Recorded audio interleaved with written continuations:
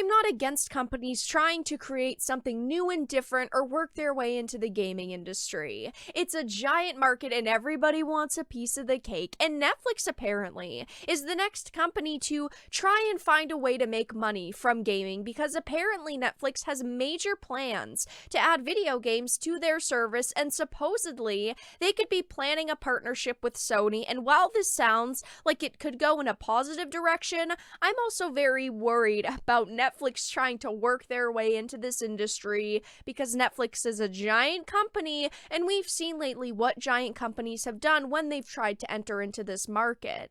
But before we get into the topic at hand, if you enjoy the content that I create, please make sure to subscribe to the channel and hit the notification bell. Follow me on social media like Twitter or mine so that you can see when my content is posted. And if you really do enjoy the videos and the live streams that I create, please consider becoming a Dark Titan via Patreon for just $1 a month. All of the links are in the description, and of course, I do really appreciate all of the support.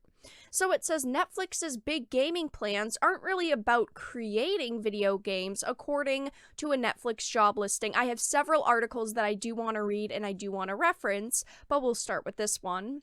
It says with over 200 million paid subscribers worldwide, Netflix is an absolute behemoth. The streaming entertainment giant has successfully transitioned from a scrappy startup paying to license content to a major player in Hollywood, splashing out tens of millions of dollars in its own productions. So what's next for Netflix? And the answer to that question, at least in part, appears to be video games. Now, there's so much competition in video streaming that a company like Netflix, even though they're still in the lead, they're looking for any sort of new revenue stream they can find and anything they can bring in to increase their entertainment offerings so they can stay in the lead. And gaming's, massive. It's not really surprising that they'd want to try this, that they'd want to go in this direction. But we've been burned by a lot of big companies simply wanting to come into the market thinking that they're gonna dominate and make a ton of money, like Google with Stadia. They offered us a really crappy product and expected us to just buy it and be happy, and unfortunately for them, it didn't work out because it was so crappy. It says the company just hired former EA executive Mike Verdu to lead its interactive department, and a new Bloomberg report says that the plan is to add games directly onto the streaming service, and those games would show up in the same app that you're currently using to watch the new season of I Think You Should Leave, albeit as its own genre, the report says. There's a lot of different signals here with what they plan to do with gaming and what their definition of gaming is, as this next part will say. It says, but don't expect to see the latest Super Mario or Call of Duty games on Netflix anytime soon. The goal with Netflix's gaming division is to create new types of stories and new product experiences, a Netflix job listing says, and those games will be overseen by the new Netflix interactive department. The game library is apparently intended as a marketing hook for the existing service rather than a reason unto itself to subscribe, and the goal of games created by Netflix Interactive is to enhance and deepen member engagement, and we've already got a pretty good idea of what those games could look like as well, as the job listing explicitly calls out a previous example of games that Netflix has produced, like Black Mirror Bandersnatch. Now, Bandersnatch isn't really something I personally would call a game. It's more like an interactive movie, so if that's all they're talking about is making more Bandersnatch type products, clearly they're not talking about actual video games. But if they're trying to create something like a game delivery service, we know that takes a massive infrastructure, and I'd say they'll probably fail. I mean, look at Google with what they tried to do with Stadia, and look where that went. It is a complete joke. It was full of games that were months old and they were full price. There were tons of technical problems with the games themselves and the way that they were playable, with the whole Chromecast situation and the $75 controller. It just really didn't work out the way that they probably anticipated, and we don't know how Netflix is planning to do this, but there are a couple of different guesses as to what they plan kind of to do with this whole interactive movie game situation. And I wanted to reference this article. It says Netflix entering gaming will be dead on arrival, analyst says. So Netflix recently announced it's moving into the gaming sector with the hire of a 30-year gaming industry veteran, former EA and Oculus executive. I don't think that was the worst decision that they could have gone for. If they're just trying to get big names on their project, yeah, I mean, he's relatively known in the gaming industry. It's not like he's a no one. But at the same time, as this analyst says, he hasn't really done a ton lately. He worked at EA many years ago. He worked for Oculus and the Oculus team. But it says, however, some experts believe that the move into the cutthroat gaming industry won't pan out for the content platform. This thing is dead on arrival. It will not work. Michael Patcher, senior analyst at Wedbush, told Yahoo Finance Live, "Have me back and we'll talk about Mike Verdu's departure and the exit of Netflix in the gaming business." Now, no one's really been able to compete on a large scale with all of these existing game devs. And that's not to say that there hasn't been successful indie games, but nothing on a large scale using massive IPs. Clearly, Disney dumped their IPs onto other devs because they couldn't successfully make anything themselves.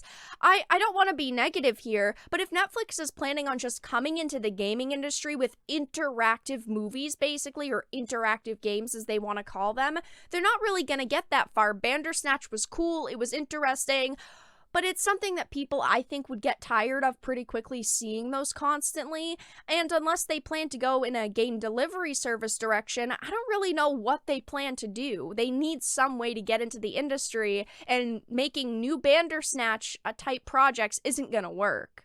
It says he told Yahoo Finance Live to discuss Netflix's content strategy in light of this announcement, as well as what it means for the broader gaming industry. He keeps changing jobs in reference to Verdu. He is a good game maker, but his last good game was in 2001 or so I'm really surprised they picked him. He's just not the right guy to head up a startup initiative at Netflix, and Disney has failed at it 3 times. None of the major companies, other than Warner Brothers, has had successful games, and it is true.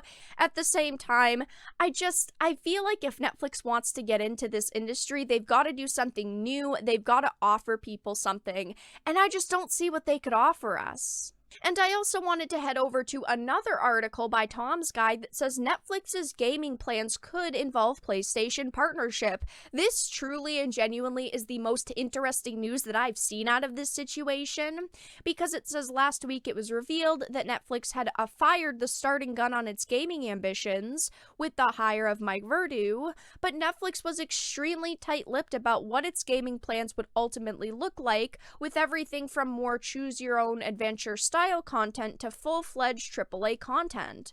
Now, Dataminers Steve Moser has found something pretty intriguing buried within the iOS Netflix apps code.